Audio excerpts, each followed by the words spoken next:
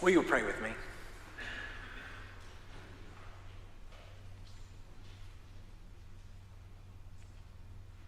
Oh God, jump into this familiar story once more and let your Spirit speak to us, maybe even through me, so that we might be changed and live in your joy. All this in the name of Christ. Amen. So this is part 2 of the sermon. For those of you who were not here last week, it'll be easy to catch up a little bit. I hope I left you feeling like this last week.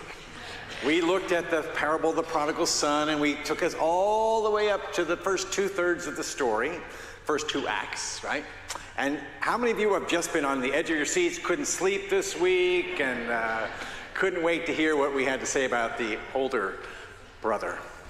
I actually did get some people who told me they were coming back because they were older brothers or sisters. They wanted to hear what I had to say about them in particular. I even had somebody who watched online last week. They couldn't be, they were away, and they wanted to hear part 2. So this is where we pick up the story. Last week we were at that great embrace. The younger son has come home. He has returned to the father. He has come to his senses, it says. He came to himself. He's been in the far country, and now he's home, and there's a great celebration and a party, and everything was good. Everything was good. And then I reminded you that the story started out, a man had 2 sons, not 1 son. Everything's good for the first son at this point, right? Things are great for this first son. Exceeding expectations. It went way better than he could have ever imagined. Given the speech that he had prepared, given what he was prepared to do, come back, accept me back as your hired hand, not even as a son, and he's embraced. They've thrown him a party, fatted calf, ring on the finger, everything. Everything's great for the young son, but this older son, what about that miffed older brother who is standing outside the celebration? And so that you've got, this is the scene, right? This is the scene that was set. This is where we pick up the story. Young son throwing himself at his father's feet, older brother standing there with arms crossed, right? Come on, let's be honest. How many of you are older siblings? Anybody? Oh, we got a lot of older siblings here. I better be really careful about what I say today. What do we think, like when we think about older siblings, let's characterize them just a bit. Anybody have a word or two that you would use to think about older siblings? And this can come whether you're, what? Leaders, yes. Older siblings are often leaders, yes. What else? Bossy. Sometimes maybe a little bossy. Shirley, what do you think? Annoying. That sounds like a younger sister saying that. I might say, way in the back, what do you think? Responsible, yes, that's like the first word that comes to mind for me. A lot of older siblings, statistically, now not everything applies to everybody in every family in every situation, but are responsible. I think about my own father. My father was the older of 2 brothers, and he and his younger brother sort of lived this story. My dad was very responsible, very loyal, provided for our family, cared for his older parents when he could do that. He was the rule follower. Sometimes we think of that, right? The rule follower as well. They kind of fit the mold. They feel like they have to do these things.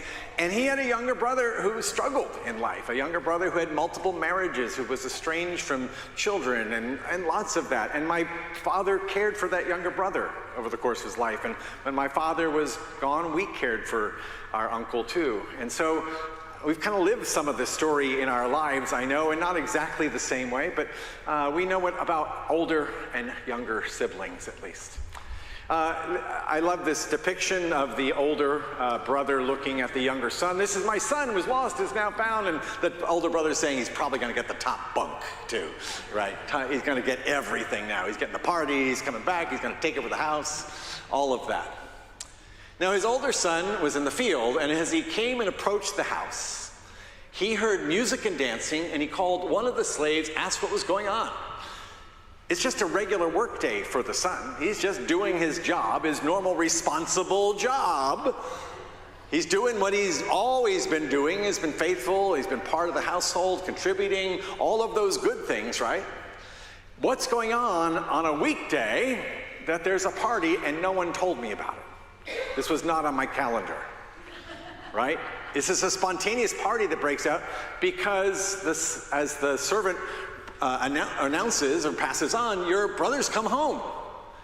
And your father's killed the fatted calf because he's got him back safe and sound. Yay!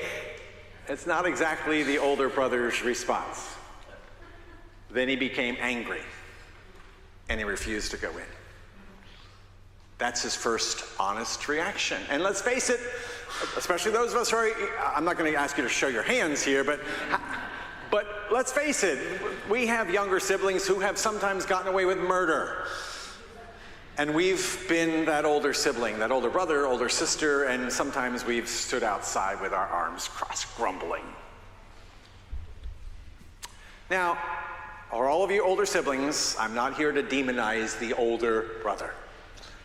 As a matter of fact, often the older brother gets kind of a bad rap, I would say. And there's reason for that. Like I told you last week, it's a contrast story between these different reactions, older and younger siblings, and that.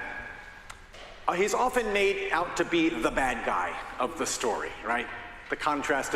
Ironically, the hero in the story seems to be a younger, good-for-nothing brother who squanders everything, and somehow he ends up the hero of the story, the one that the party's in honor of. And somehow the older brother, the faithful one, responsible one, he's the bad guy. Sometimes he's been characterized by preachers, maybe even I've said something along these lines along the way, as a self-righteous little jerk and prickly rule keeper. That was one biblical commentator's take. And maybe we look at the older brother that way. Remember, he's in, this is all in a section of stories where Luke premises it for us. A little intro is the Pharisees are grumbling because Jesus seems to be hanging out with the sinners and tax collectors. And so maybe this older brother seems to fit in line with that. Maybe this older brother is kind of a reminder to that group of people. But is there another way to see him? Can we redeem the older brother perhaps in some way as responsible, as leader, as all of those good things that us older siblings get to be at times?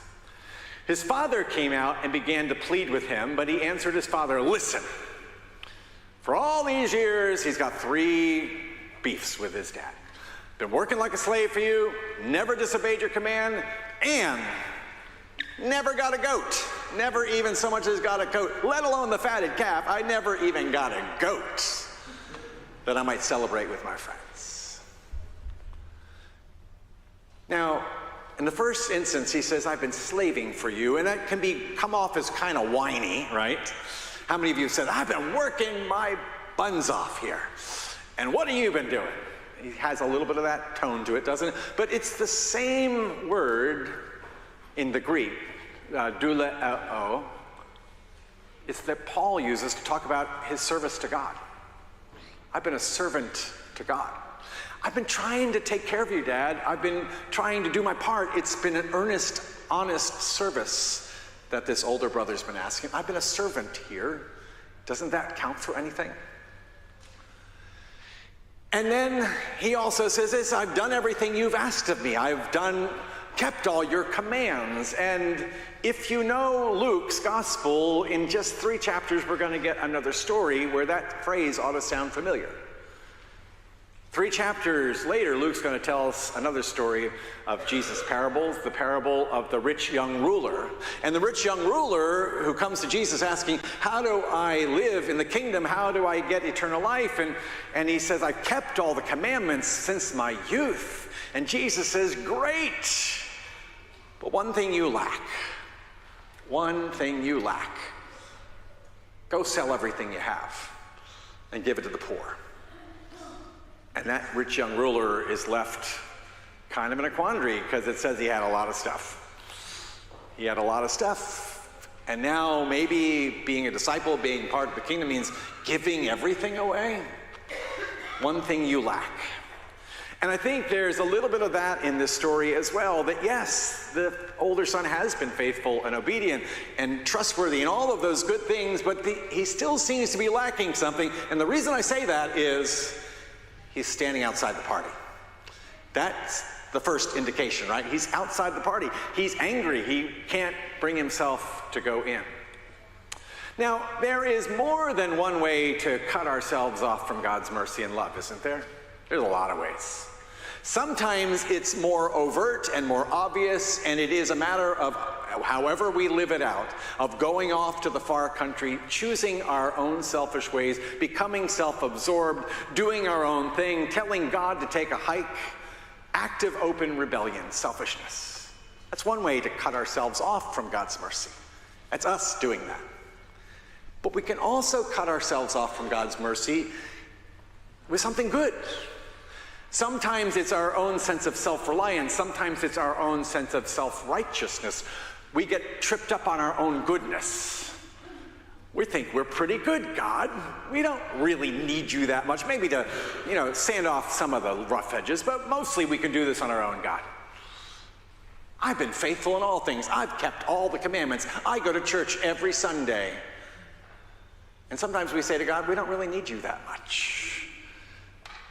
But Jesus says all throughout the gospel, and in Luke's gospel in particular, it's the lost that come to life in Jesus. It's those who are lost and willing to be found who really experience the joy of God's kingdom. See, in this story, the father does not have one lost son, does he? He has two. He has a son that is obviously lost in the first part, and then a son that is, the more we get to know him in the second part, he's a little bit lost too. He can't go into the party. Can't bring himself to do it. He goes on to tell his father, this son of yours came back, who has devoured your assets with prostitutes. By the way, we don't know that. This could be a sibling conjecturing, speculating about their brother or sister. Any of you ever done that? Assigning them maybe not the best motives or the best things. You may not know all the facts, but let's embellish the story a little bit.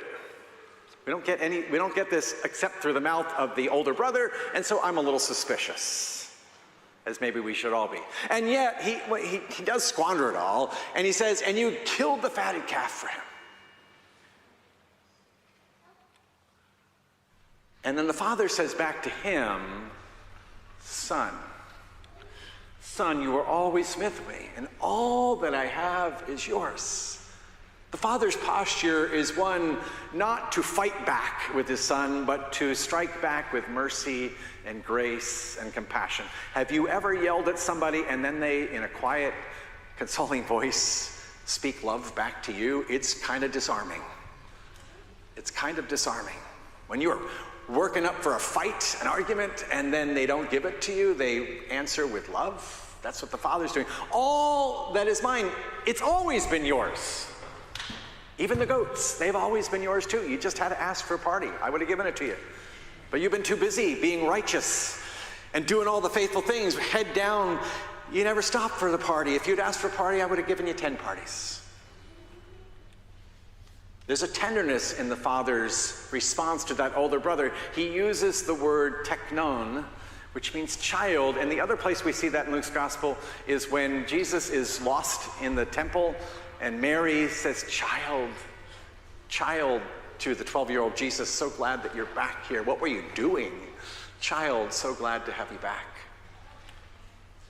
But we had to celebrate. This is again the father speaking. We had to celebrate and rejoice. And this is where he redefines things, because the older brother calls him that son of yours. And the father says, this brother of yours has come back. And isn't God always doing that to us? God engaging us with our word of salvation, that you have everything from me, and brothers and sisters and siblings too. That's the message of the kingdom over and over, that we are kin to each other. This brother of yours has come back. He was lost. He's been found. He's come back to life. Can't you celebrate with me? There's a wonderful sculpture that sits in the courtyard at Duke Divinity School, and I have pondered it many times as I've been back. It wasn't there when I was a student there. It's been put up since then. It's a new part of the campus there. And it's a portrayal of the Prodigal Son story, or the reckless father story, or the Miffed brother story. You call it what you want. And it's got the younger son who is clinging to the father, begging still for mercy. But that father who is trapped and caught between these two children of his, the ones that he loves equally. Now, how can you love one child more than the other? You who are parents, you know that's impossible. You may love them differently, but you don't love them more or less.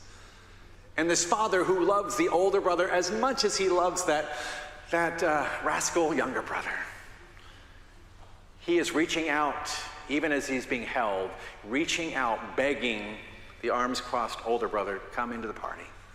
I love you too. I love you just as much. I don't love you any less. You see, the father in the story has a 360-degree kind of love. What Tom Long says, he welcomes those whose ruined lives generate self-loathing, and he welcomes those whose lives of obedience have generated other loathing. The ones who say, I'm not worth anything, and God says, yes, you are, you're my beloved child. And the ones who think they might be worth a little too much and looking down on others, and God says, you're my beloved child too. Let's keep things in perspective now. You need my grace, you need my help, you need my love. Isn't it good to know that we have a 360-degree God who loves like this Father? So whether you fall, wherever you fall in the birth order, however faithful or faithless you've been, however far away you've run, or maybe you've just run to the closest field, maybe that was your far country, God says, come on home, all of you, all of my children. I don't know about you, that sounds pretty good, like good news for young brothers and old brothers and middle brothers and sisters and siblings and everybody in between alike. Thanks be to God. Amen.